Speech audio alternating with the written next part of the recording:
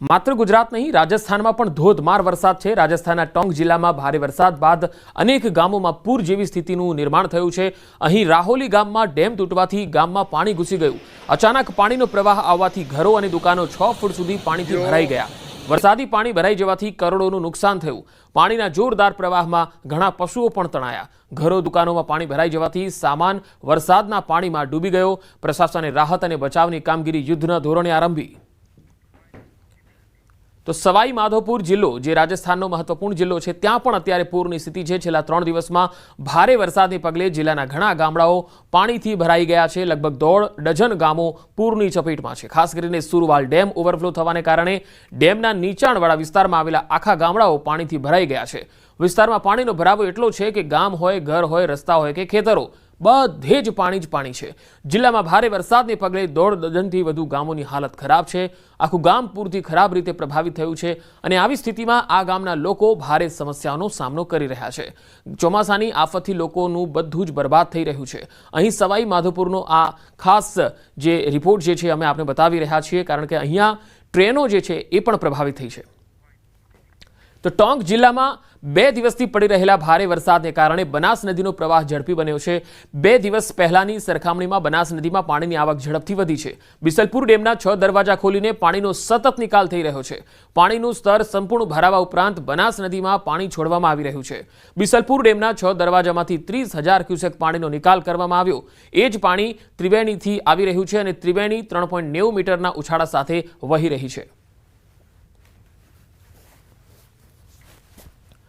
तो यूपीना चंदोली में चंद्रप्रभा नदी उफान पर है। बाबुरी विस्तार में लोग पूर में फसाई गया। लोकोना घरों में पाणी घुसी गयुं। अधिकारीओए लोकोनुं रेस्क्यू कर्युं। एक महिलानुं 10 दिवसनुं बाळक पण पूर में फसायुं हतुं। अधिकारीओए रेस्क्यू करी पूर राहत शिबिर में मोकली आप्या।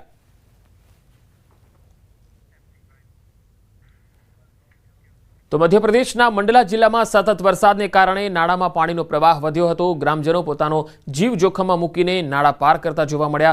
केटलाक लोको पगपाळा पाणीने वहेता पाणीने पार करता पण जोवा मळ्या, ज्यारे क्यांक लोको हाथमां बाइक लईने पार करवानो प्रयास करता जोवा मळ्या, ज्यारे केटलाक लोको ट्रेक्टरनी मददथी नाळुं पार करता होय एवुं पण जोवा मळ्युं।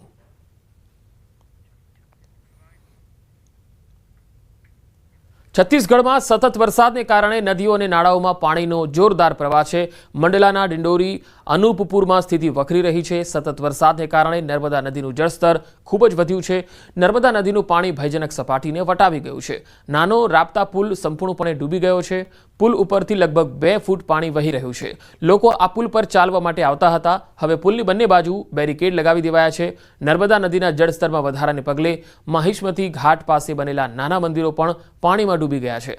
अचानक आवेला पूरने कारणे वहीवटी तंत्रए नर्मदा किनारे रहता लोकोने सतर्क रहवा अपील करी। तो मध्यप्रदेशना मोरेनामां छेल्ला केटलाक दिवसोथी सतत पड़ी रहेला वरसादने कारणे चंबल अने क्वारी नदीओमां पूरनी स्थिति छे।